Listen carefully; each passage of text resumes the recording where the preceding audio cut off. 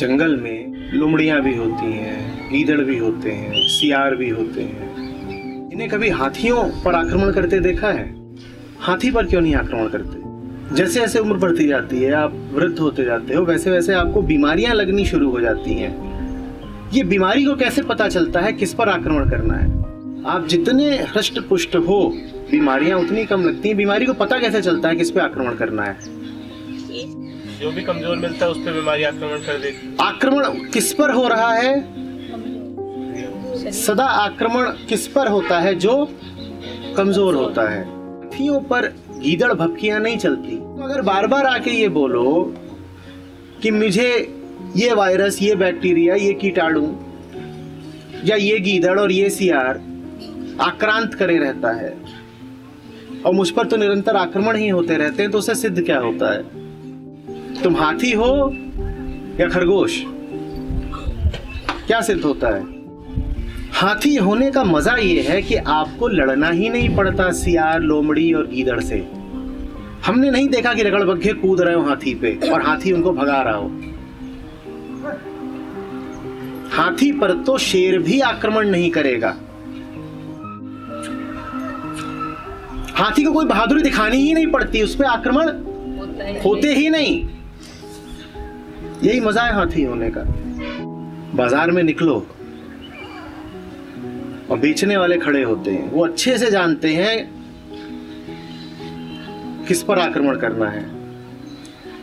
पूरा परिवार आगे निकल जाएगा। उसके बाद बहन जी, कभी देखा है कि वो कह रहे हो भाई साहब नहीं बात करो, कमजोरी है क्यों? तुम कमजोर ना होते तो ये बात तो छोड़ो कि तुम लड़ाइयां जीत जाते। मैं आश्वस्त करता हूं, तुम्हें लड़ाइयां लड़नी ही नहीं पड़ती। आप अपना जीवन बदलो, लोगों का व्यवहार स्वतः बदल जाएगा। और फिर भी यदि नहीं बदलता, कोई लकड़बग्घा अगर एकदम ही पगला गया है, आता है हाथी के आगे, तो वो फिर ठीक है भाई, कभी कभी प्रदर्शित कर देना चाहिए कि हाथी हाथी है। बल होने का मजा ही यही है कि बल फिर प्रयोग नहीं करना पड़ता। आए तुम्हारे पास और उल जलूल बात शुरू करे और तुम बस एक नजर कर दो उसकी ओर और उसकी आवाज गले में ही रुक जाए, ऐसी तुम्हारी नजर होनी चाहिए। समाज में तो मतलब पावर हो, पैसा हो, उसे बलवान माना जाता है। न पावर न पैसा, एक नजर काफी होती है। जंगल में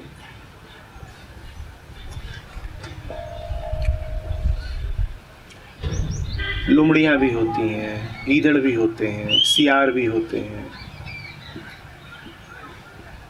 खाते ये सब मांस ही हैं।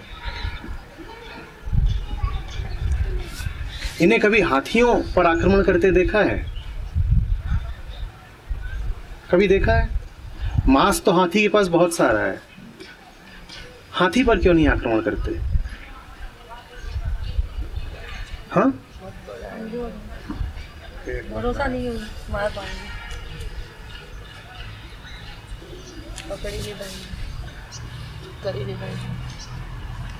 छोटे पे आक्रमण करना आसान है। पेट भरना चाहते हैं लेकिन उसके लिए अपनी जान नहीं देना चाहते। छोटे पे जैसे जैसे उम्र बढ़ती जाती है, आप वृद्ध होते जाते हो, वैसे वैसे आपको बीमारियां लगनी शुरू हो जाती हैं। ये बीमारी को कैसे पता चलता है किस पर आक्रमण करना है? कैसे पता चलता है? आप जितने हृष्ट पुष्ट हो, बीमारियां उतनी कम लगती हैं। बीमारी को पता कैसे चलता है किस पे आक्रमण करना है? एज के हिसाब से शरीर कमजोर हो जाता है। जो भी कमजोर मिलता है उस पर बीमारी आक्रमण कर देती है। आक्रमण किस पर हो रहा है? कमजोर सदा आक्रमण किस पर होता है? जो कमजोर होता है। हाथियों पर गीदड़ भपकियां नहीं चलती, क्या चलती हैं? तुम अगर बार बार आके ये बोलो कि मुझे ये वायरस, ये बैक्टीरिया, ये कीटाणु या ये गीदड़ और ये सियार आक्रांत करे रहता है और मुझ पर तो निरंतर आक्रमण ही होते रहते हैं, तो उससे सिद्ध क्या होता है? तुम हाथी हो या खरगोश, क्या सिद्ध होता है? बोलो, जवाब दो। खरगोश। हाथी होने का मजा ये है कि आपको लड़ना ही नहीं पड़ता सियार, लोमड़ी और गीदड़ से। हमने नहीं देखा कि रगड़बग्घे कूद रहे हो हाथी पे और हाथी उनको भगा रहा हो। हाथी पर तो शेर भी आक्रमण नहीं करेगा। हाथी को कोई बहादुरी दिखानी ही नहीं पड़ती, उस पर आक्रमण होते ही नहीं। यही मजा है हाथी होने का।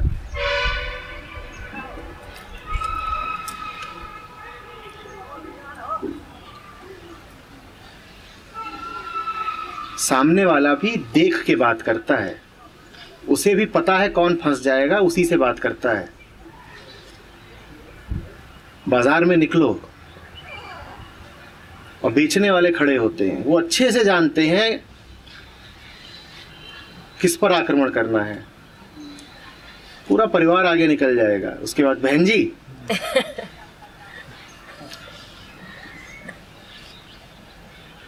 कभी देखा है कि वो कह रहे हो भाई साहब बातों में नहीं आते ना, बहन जी बातों में आ जाती हैं।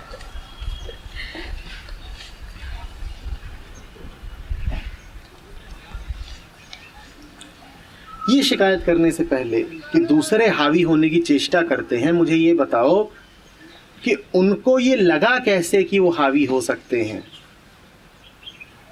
उनकी भी नजर पारखी है, वो भी जीवन देखते हैं तुम्हारा। वो जब देखते हैं कि कमजोरी है तुम में, तभी वो उस कमजोरी का लाभ उठाना चाहते हैं।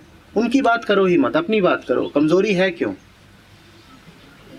तुम कमजोर ना होते तो ये बात तो छोड़ो कि तुम लड़ाइयां जीत जाते। मैं आश्वस्त करता हूं, तुम्हें लड़ाइयां लड़नी ही नहीं पड़ती।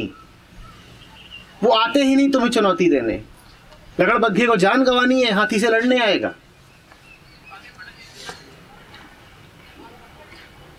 लोग आते हैं, घर परिवार से बड़ा दबाव पड़ रहा है, ये कर लीजिए वो कर लीजिए। भाई घर तो मेरा भी है, परिवार तो मेरा भी है, अब मेरे भी रिश्ते हैं और गहरे रिश्ते हैं। मेरे घर वाले तो कभी नहीं आते मुझ पे दबाव बनाने, ना आज आए ना कभी और आए। तुम्हारे ही घर वाले क्यों चले आते हैं तुम पे दबाव बनाने? निश्चित रूप से उन्हें दिखता है कि तुम दब जाओगे। और क्यों दिखता है? क्योंकि उन्होंने देखा है कि जिंदगी के हर मुकाम पे तुम दबते ही रहे हो। जब तुम दबे ही जाते हो तो वो भी आते हैं, कहते हैं चलो हम भी दबा दें, लेट्स ज्वाइन द पार्टी। बहती गंगा में हम भी हाथ धो लें, लूट मची हुई है हम भी लूट लें।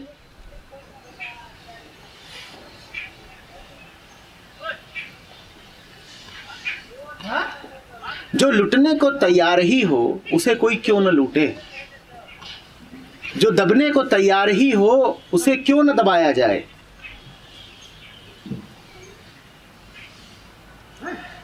जो मूर्खता पे आमादा हो उसे कोई और आएगा क्या मूर्ख बनाने? आपका जीवन गवाही होता है।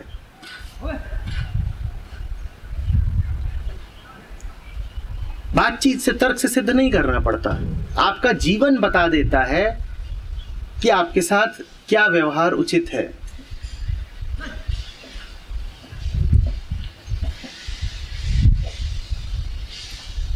बार बार ये शिकायत मत करो कि जगत मेरे साथ उचित व्यवहार नहीं करता।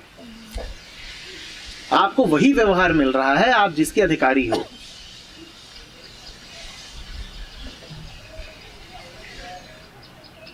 आप अपना जीवन बदलो, लोगों का व्यवहार स्वतः बदल जाएगा। और फिर भी यदि नहीं बदलता, कोई लकड़बग्घा अगर एकदम ही पगला गया है, आता है हाथी के आगे, तो वो फिर ठीक है भाई, कभी कभी प्रदर्शित कर देना चाहिए कि हाथी हाथी है। पर उसकी जरूरत 100 में से एक बार पड़ेगी जब कोई लकड़बग्घा बिल्कुल ही पगला जाएगा। आमतौर पे कोई इतना पागल होता नहीं। बल होने का मजा ही यही है कि बल फिर प्रयोग नहीं करना पड़ता। और निर्बल होने की विडंबना ही यही है कि आपको बल बहुत प्रयोग करना पड़ेगा और बल आपके पास होगा नहीं। और जरूरत पग पग पे पड़ेगी बल के प्रयोग की, कि पूरी दुनिया लगी होगी आपको नोचने खसोटने में। आपको बल चाहिए होगा और बल है नहीं।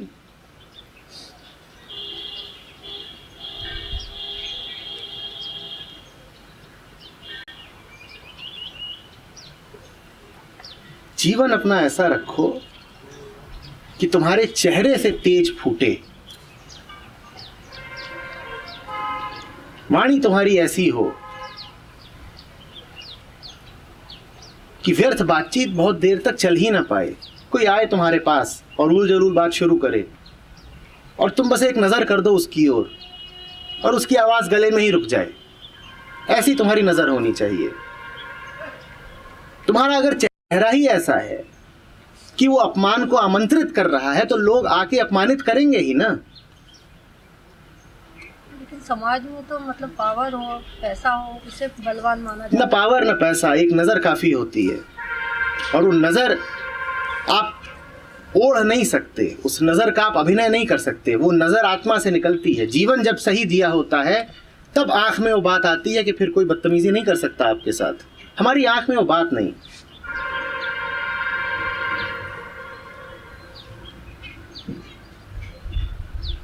हमारी आवाज़ में वो जोर नहीं, हमारी आवाज़ तो कांप जाती है, थरथरा जाती है। हमारे चेहरे पर वो स्थिरता नहीं। हम पर तो कोई दबाव डालता है तो हम हिल जाते हैं, कंपित।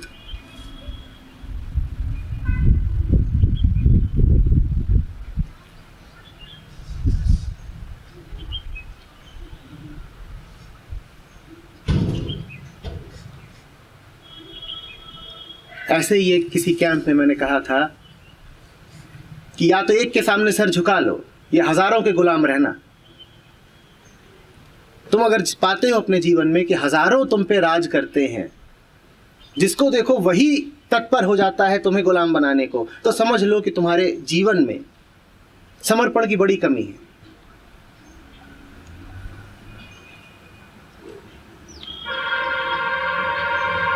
जो एकमेव धर्म है वो अनुपस्थित है तुम्हारे जीवन से, इसीलिए दुनिया तुम पे राज कर रही है। जो सत्य के सामने नहीं झुकेगा उसे न जाने कितनों के सामने झुकना पड़ेगा, और जो सत्य के सामने झुक गया अब वो किसी और के सामने नहीं झुकता।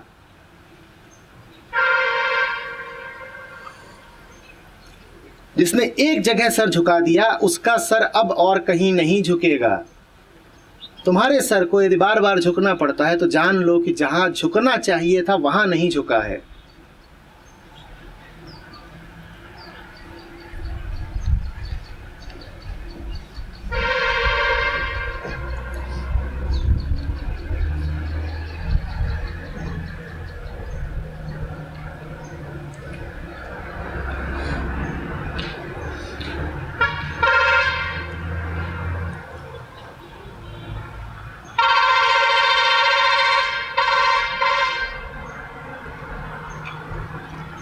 तुम जा रहे हो बाजार में और तुम्हारी चाल ही ऊंची है।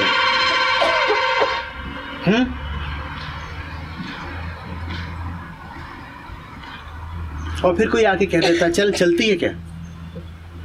अब तुम उसे डांट लो, फटकार लो, थप्पड़ भी मार दो तो भी घायल तो हो गए, चोट तो लग गई ना। अब तुम कुछ कर लो उसका बहुत बिगाड़ नहीं पाओगे। 100 सुनार की 1 लोहार की, वो बड़ी गहरी चोट दे गया, उसका ये बोलना ही काफी है कि चलती है क्या। अब तुम्हारी कोई प्रतिक्रिया काम नहीं आएगी, जो नुकसान हो गया उसकी भरपाई होगी नहीं। अपनी चाल ऐसी रखो ना कि किसी की हिम्मत ही ना पड़े तुम्हारे पास आके ये सब कहने की, किसी को विचार ही ना उठे कि इसको इस तरीके से बात की जा सकती है।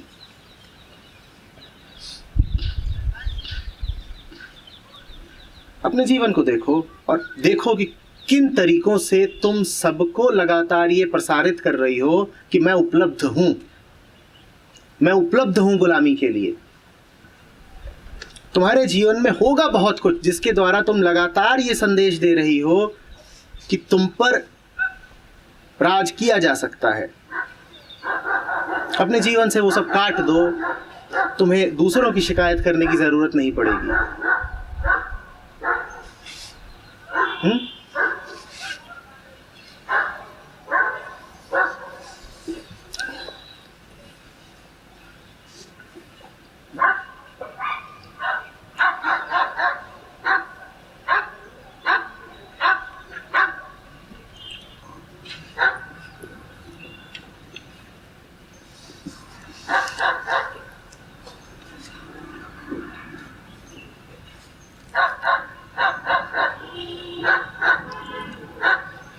लेकिन ये जानना बहुत मुश्किल हो जाता है कि हमें, जैसे अगर हम जैकेट उतार भी दें वो कर दें तो मन में फिर मन तो नहीं, मतलब फिर भागता है कि सब कुछ करो या ये नहीं करो। फिर ये देखिए, मतलब सब कुछ तो हम नहीं कर सकते। जैकेट उतार के देखो, जितना ज़्यादा अपने आप को दबाए रहते हो ना, उतनी ही ज़्यादा दमित इच्छाएं सर उठाती हैं। सबसे ज़्यादा उत्पात करने का, उधम करने का मन उनका करता है जिन्होंने एक दमित जीवन जिया होता है। जो वास्तव में मुक्त होता है उसे मुक्ति का उच्छृंखल प्रदर्शन करने में रुचि नहीं रह जाती। ये जो लोगों को तुम शराब पी करके तोड़फोड़ करते, गाली बकते देखते हो, ये वो लोग हैं जो अन्यथा अपने मुंह से दो बोल नहीं कह पाते, दिन भर तो दो बोल नहीं फूटते। इसलिए इनके लिए ज़रूरी हो जाता है फिर कि जैकेट उतारने का अभिनय करें और उत्पात मचाएं। जिसने वास्तव में उतार दी है वो तो शांत हो जाता है, वो तो बस उड़ता है, अभिव्यक्ति है उसकी सहज, सरल, शांत।